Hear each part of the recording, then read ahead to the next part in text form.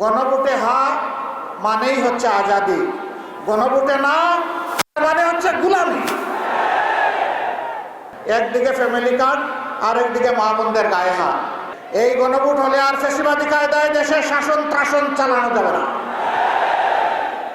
এই গণভোট হলে জনগণের সম্পদের উপর হাত দেওয়া যাবে না। এই গণভোট হলে দলীয় চাঁদাবাজির রমরমা ব্যবসা চলবে না। এই জন্য কেউ কেউ গণভোটে সন্তুষ্ট না, কিন্তু মুখ খুলে বলতে পারছেন না, কারণ 18 কোটি মানুষ গণভোটের হায়ের পক্ষে। 18 কোটি মানুষ এখন পরিবর্তন দেখতে চায়,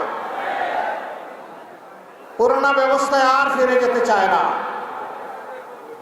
গণভোটে হা মানেই হচ্ছে আজাদি, গণভোটে না মানে হচ্ছে গুলামি। গুলামি না আজাদি, গুলামি না আজাদি।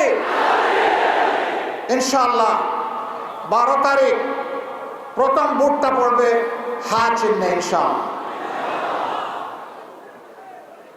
হা ভোট যদি বিজয়ী হয় বাংলাদেশ জিতে যাবে, হা ভোট যদি পরাজিত হয় বাংলাদেশ হেরে যাবে। আমরা বাংলাদেশকে ইনশাআল্লাহ হারতে দিব না। জনগণের ভালোবাসা সমর্থন নিয়ে হা ভোট বিজয়ী হবে, বাংলাদেশ বিজয়ী হবে ইনশাআল্লাহ।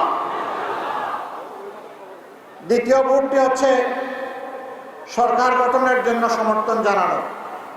হা ভোট বিজয়ী যদি না হয় কোনো সরকার গঠন করে কোনো লাভ হবে না জনগণের।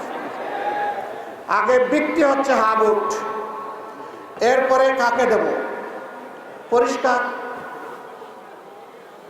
আমাদের মধ্যে অবশ্যই নিজেদের কর্মের কর্মসূচির প্রতিযোগিতা হবে, এটাই তো স্বাভাবিক।